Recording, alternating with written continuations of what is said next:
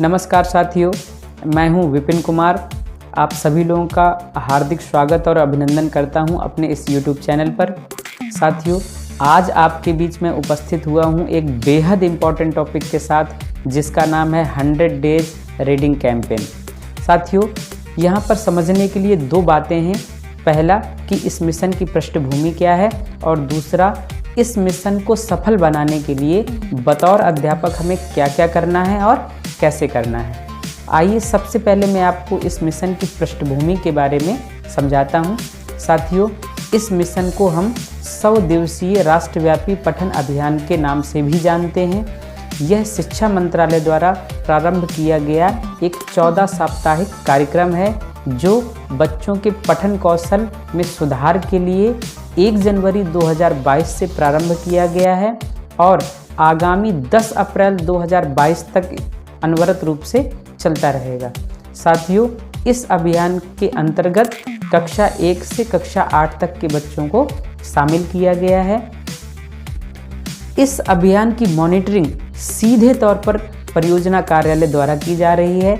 इस अभियान को सफल बनाने के लिए परियोजना कार्यालय द्वारा हमें विभिन्न प्रकार की पाठ्य सामग्री उपलब्ध कराई जा रही है, जिसे हम 4 स्तरों में बांट सकते हैं।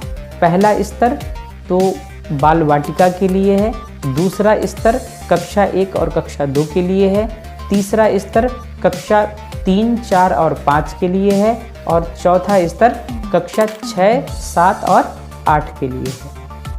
साथियों, आइए अब हम जानते हैं कि बतौर अध्यापक हमें क्या क्या करना है। साथियों, सबसे पहले तो हमें विद्यालय की समय सारणी में प्रतिदिन 1 घंटे केवल पठन के लिए समय का निर्धारण करना है। दूसरा, परियोजना कार्यालय द्वारा भेजी जा रही सामग्री के अनुरूप हमें गतिविधि आधारित पठन का आयोजन कराना है। और तीसरा कि गतिविधि आधारित पठन के दौरान हमें कुछ छोटे छोटे फोटोग्राफ्स का कलेक्शन अपने पास रखना है। कुछ छोटी छोटी वीडियो क्लिप्स हमें बतौर साक्ष्य के तौर पर अपने पास रखना है। साथियों, कुछ और भी इम्पोर्टेंट बातें हैं जो मैं आपके बीच साझा करना चाहता हूँ। पहली बात तो ये कि आप भी जानते हैं कि इस मिशन को यदि वास्तव में सफल बनाना है तो हमें अपने बच्चों को पढ़ाई के महत्व के बारे में बताना होगा, किताबों के पठन के महत्व पर चर्चा करनी होगी। आप भी जानते हैं साथियों, यदि बच्चों में पठन का कौशल विकसित हो गया तो उनके सोचने समझने के नज़रिए में, उनका दृष्टिकोण, उनके विचार अभिव्यक्ति का तौर तरीका, उनकी रचनात्मकता में एक अभूतपूर्व परिवर्तन हो जाएगा और वो अपने जीवन में बहुत ऊंचाइयों तक जा सकेंगे। साथियों, आज किताबों की चर्चा करते करते मुझे एक सफदर हाशमी जी की कविता याद आ गई।